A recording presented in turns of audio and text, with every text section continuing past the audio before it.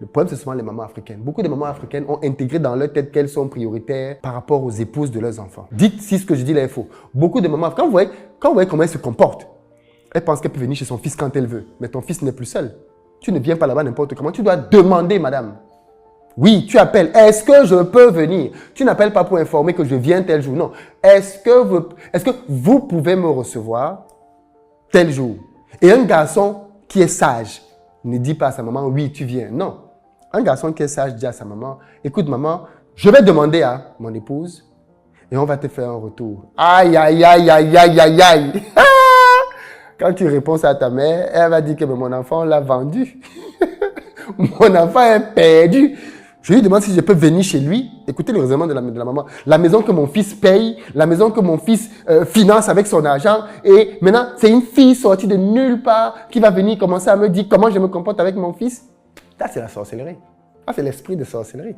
C'est-à-dire que cette maman-là, quand elle-même elle était mariée, peut-être qu'elle a subi ça. Et elle sait que ce n'est pas plaisant. Pourquoi elle veut reproduire ce qui, pour elle-même, était déplaisant? Pourquoi elle veut faire ça? Parce que beaucoup de mamans sont traumatisées. Elles viennent de foyers dans lesquels elles n'étaient pas respectées par la belle famille, dans laquelle la belle famille lui criait dessus, elle n'avait aucune place. Et elle veut donc faire ça aussi pour son fils. Au lieu de briser ce cycle-là et permettre aux enfants d'avoir un vrai couple épanoui.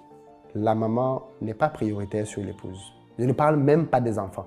La maman n'est pas prioritaire sur l'épouse. La maman a déjà fait sa vie, elle a déjà eu son couple, elle a enjoy sa life, elle doit laisser les enfants enjoy leur life. Le mouniengue. Les enfants doivent aussi profiter de leur vie. La maman ne doit pas être dans l'heure, pas tout le temps. Tu n'as pas besoin de valider avec ta mère le fait que tu peux sortir avec, tu peux amener ta femme en vacances, que tu peux acheter ça à ta femme. Non, pas du tout. Maintenant, tu peux demander à ta mère s'il y a une bonne relation. Est-ce qu'elle pense que tu peux offrir tel cadeau parce que tu veux un conseil de maman et de femme? Oui, ça je comprends. Mais chacun doit être à sa place. C'est une tendance naturelle chez les mamans de vouloir prendre une place qui n'est pas la leur.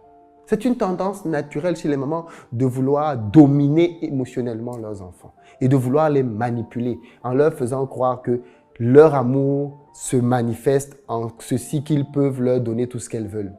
On arrive à être des enfants qui prennent des crédits parce qu'ils veulent faire plaisir à leur mère. On arrive à être des enfants qui font des folies parce qu'ils veulent plaire à leur mère. Et je sais que cette question est très importante parce qu'il y a un aspect religieux derrière. Il y a un aspect religieux derrière. En fonction de la foi que l'on a, on va écouter le dogme religieux disant que non, la maman passe avant, ainsi de suite. Moi, je suis de ceux qui se posent des questions et qui remettent des choses en perspective. Pour moi, ton épouse, c'est elle qui doit devenir ta nouvelle confidente. C'est avec elle que tu dors la nuit. C'est avec elle que tu partages tes moments les plus intimes, les plus secrets, tes peurs, tes craintes. Si tu es malade, tu es mourant, demain, ce n'est pas ta mère qui va te sauver. C'est cette femme qui a couché à côté de toi, qui va se lever, qui va te porter, qui va s'inquiéter pour toi. Cette femme va s'inquiéter pour toi. Elle va stresser pour toi. Elle peut même se prendre un AVC pour toi. Parce qu'elle t'aime réellement. Mais c'est aussi pour ça qu'en réalité, je pense, beaucoup de couples dans notre communauté ne seront pas forts, ne seront pas solides. C'est l'une des raisons en tout cas. Parce que je pense que on ne s'est vraiment jamais impliqué pleinement dans la relation. Ça ne veut pas dire que ceux qui l'ont fait ont les meilleurs couples.